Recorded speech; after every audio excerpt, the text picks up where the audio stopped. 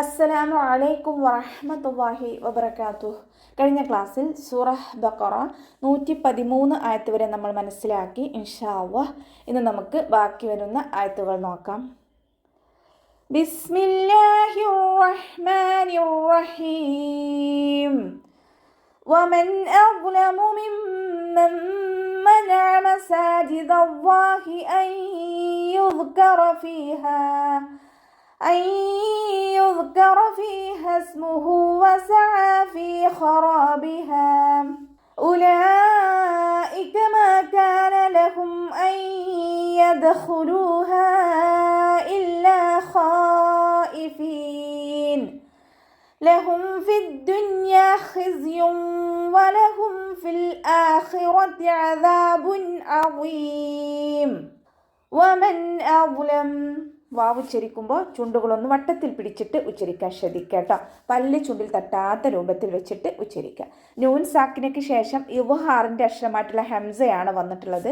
നൂൻ സാക്കിനയെ വ്യക്തമാക്കി മണിക്കാതെ ഉച്ചരിക്കുക കേട്ടോ. നൂനിൻ്റെ സൗണ്ടിനെ വ്യക്തമായിട്ട് കേൾപ്പിക്കുക. വമൻ വമൻ അവലം അതുപോലെ ഉച്ചരിക്കാൻ ശ്രദ്ധിക്കുക കേട്ടോ. വ ഇസ്തിഅലാൻ്റെ ലെറ്ററാണ്, ഉയർത്തി ഉച്ചരിക്കേണ്ട അക്ഷരങ്ങളിൽപ്പെട്ടതാണ്. തഫ്ഹീം ചെയ്യുക.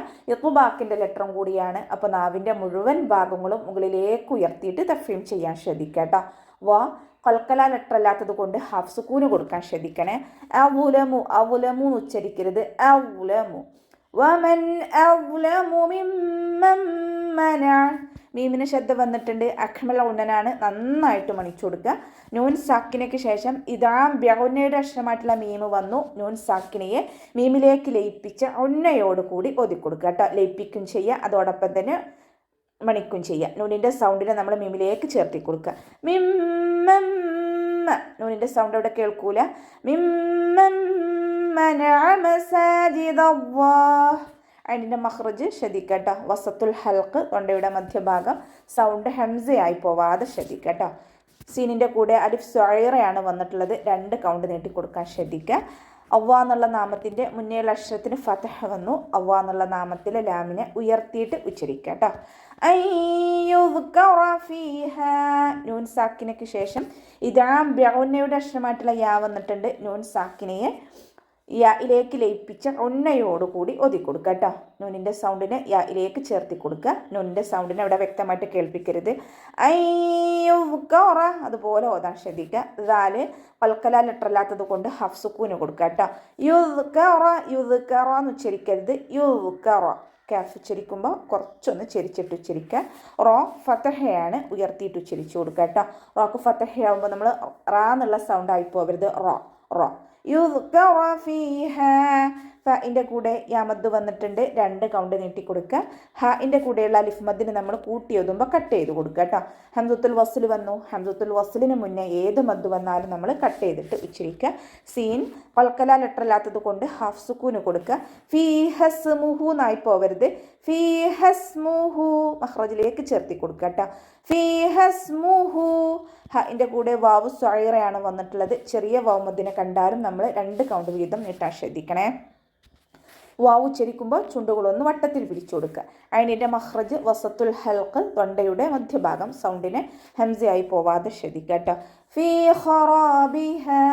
ഫഇൻ്റെ കൂടെ യാമദ് വന്നിട്ടുണ്ട്. 2 കൗണ്ട് നീട്ടിക്കൊടുക്കുക. ഹ ഇസ്തിഅലാൻ്റെ ലെറ്ററാണ്, ഉയർത്തി ഉച്ചരിക്കേണ്ട അക്ഷരങ്ങളിൽപ്പെട്ടതാണ്. തഫ്ഹീം ചെയ്യുക. റോ ഫതഹ ആയതുകൊണ്ട് നമ്മൾ ഉയർത്തിയിട്ട് ഉച്ചരിച്ച് കൊടുക്കുക കേട്ടോ. അലിഫ് മദും കൂടെ വന്നിട്ടുണ്ട്. 2 കൗണ്ട് നീട്ടാൻ ശ്രദ്ധിക്കുക. ഖറാബിഹ റോ എന്നുള്ള സൗണ്ട് തന്നെ കൊടുക്കാൻ ശ്രദ്ധിക്കുക കേട്ടോ. ഇവിടെ വഖഫിൻ്റെ ചിഹ്നമായിട്ടുള്ള ജീമ് വന്നിട്ടുണ്ട്. വഖഫും വസ്ലും അനുവദനീയമാണ്. ഇനി നമ്മൾ വഖഫ് ചെയ്യുമ്പോൾ 2 കൗണ്ട് മാത്രം നീട്ടിയിട്ട് വഖഫ് ചെയ്യുക കേട്ടോ. ഇവിടെ ചേർത്തി ഓതുമ്പോൾ മദ് ജായിസ് മുൻഫസിലാണ് വരിക. ഹംസ മദ്ദക്ഷരം ഒരു വേർഡിലും ഹംസ മറ്റൊരു വേർഡിലും വന്നു കഴിഞ്ഞാൽ മദ് ജായിസ് മുൻഫസിലാണ്. 2 4 കൗണ്ട് നീട്ടി കൊടുക്കുക. ഇവിടെ നമ്മൾ വഖഫ് ചെയ്യുമ്പോൾ നമ്മൾ 2 കൗണ്ട് മാത്രം നീട്ടി വഖഫ് ചെയ്യുക കേട്ടോ. ഉലൈക മാ കാന ലഹും. ലാമിൻ്റെ കൂടെ മദ് വന്നിട്ടുണ്ട്. മദ്ദക്ഷരത്തിന് ശേഷം അതേ വേർഡിൽ തന്നെയാണ് ഹംസ വന്നിട്ടുള്ളത്. മദ് വാജിബ് മുത്തസിലാണ്. നിർബന്ധമായിട്ടും 4 5 കൗണ്ട് നീട്ടിക്കൊടുക്കണം.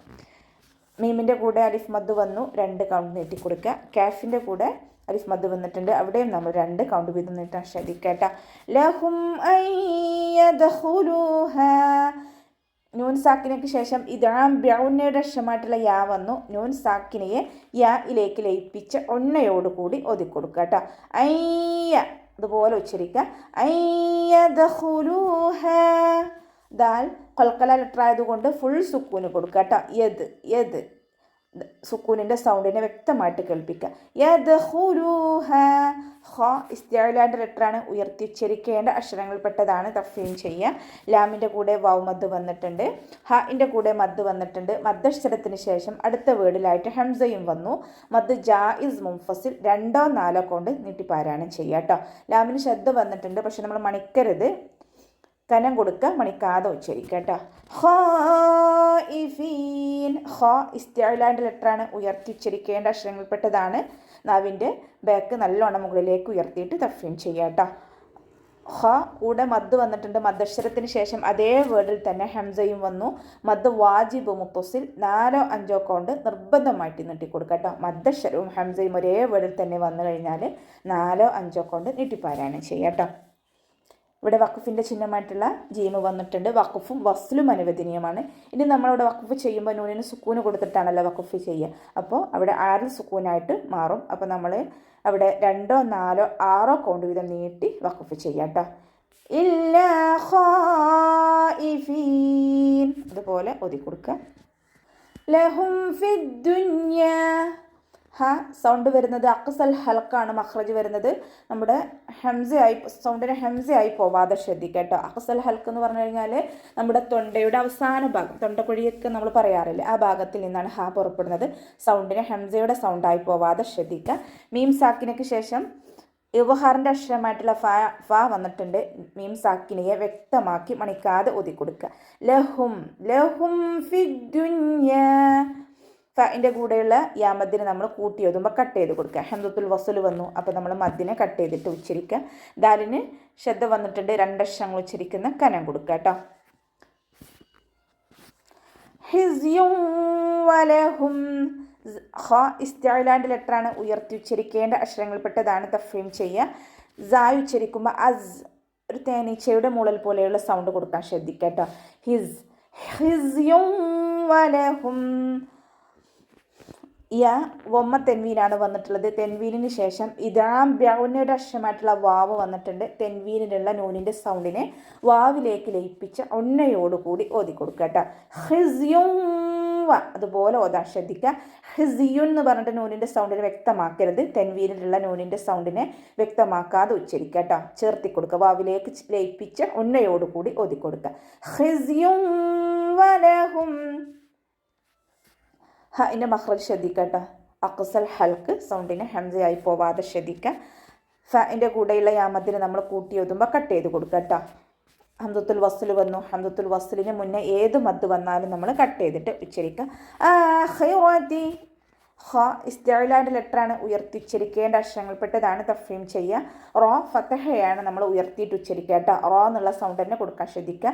ഫിൽ ആഖിറതി അദാബുൻ അദീം. അതിൻ്റെ മഖ്റജ് ശ്രദ്ധിക്കുക കേട്ടോ. വസത്തുൽ ഹൽക്ക് തൊണ്ടയുടെ മധ്യഭാഗം സൗണ്ടിന് ഹംസയായി പോവാതെ ശ്രദ്ധിക്കുക. ദാല് ലൈറ്റാക്കിയിട്ട് ഉച്ചരിക്കട്ടോ. ദാലിൻ്റെ മഖ്റജ് വരുന്നത് നമ്മുടെ നാവിൻ്റെ അറ്റവും മേലെ മുൻപല്ലിൻ്റെ അറ്റവും ചേർന്നിട്ടാണ് ലൈറ്റാക്കിയിട്ട് ഉച്ചരിക്കുക. അലിഫ് മദും കൂടെ വന്നിട്ടുണ്ട്, 2 കൗണ്ട് നീട്ടിക്കൊടുക്കുക കേട്ടോ. വൊമ്മ തെൻവീനാണ് വന്നിട്ടുള്ളത്. തെൻവീനിന് ശേഷം ഇവ്ഹാറിൻ്റെ അക്ഷരമായിട്ടുള്ള ഐൻ വന്നു. തെൻവീനിലുള്ള നൂനിനെ വ്യക്തമാക്കി മണിക്കാതെ ഉച്ചരിക്കുക. അദാബുൻ. നൂനിൻ്റെ സൗണ്ടിനെ വ്യക്തമായിട്ട് കേൾപ്പിക്കുക. അദാബുൻ അദീം. ഇവിടെ നമുക്ക് തെൻവീനെ ശ്രദ്ധിച്ചാൽ മനസ്സിലാവും, തെൻവീന് ഒരുമിച്ചാണ് നിൽക്കുന്നത്. ഇഖ്ഫായിലും ഇദ്ഗാമിലും തെൻവീനുകൾ ഒന്ന് കഴിഞ്ഞിട്ട് ഒന്ന് എന്നുള്ള രീതിയിലാണ് നിൽക്കുക. ഇവ്ഹാർ മാത്രമാണ് തെൻവീനുകൾ ഒരുമിച്ച് നിൽക്കുന്നത്. ശ്രദ്ധിക്കുക കേട്ടോ. വാ ഇസ്തിഅലാൻ്റെ ലെറ്ററാണ്, ഉയർത്തിച്ചരിക്കേണ്ട അക്ഷരങ്ങൾപ്പെട്ടതാണ്. തഫ്ഹീം ചെയ്യുക. ഇത്ബാക്കിൻ്റെ ലെറ്ററും കൂടിയാണ്. അപ്പോൾ നാവിൻ്റെ മുഴുവൻ ഭാഗങ്ങളും മുകളിലേക്ക് ഉയർത്തിയിട്ട് തഫ്ഹീം ചെയ്യുക കേട്ടോ. കെസ്റയായ ഇത്ബാക്കിൻ്റെ അക്ഷരങ്ങൾക്ക് കെസ്റയായാലും നമ്മൾ നല്ലവണ്ണം ഉയർത്തിയിട്ട് ഉച്ചരിക്കണം. അപ്പോൾ അവസാനത്തിൽ മദ് 6 സുക്കൂനിൽ വഖഫ് ചെയ്യുമ്പോൾ 2 or 4 or 6 കൗണ്ട് വീതം നീട്ടി വഖഫ് ചെയ്യുക കേട്ടോ. അപ്പോൾ നമുക്ക് ഇവിടെ വെച്ചിട്ട് അവസാനിപ്പിക്കാം. അസ്സലാമു അലൈക്കും വറഹ്മത്തുള്ളാഹി വബറകാതുഹു.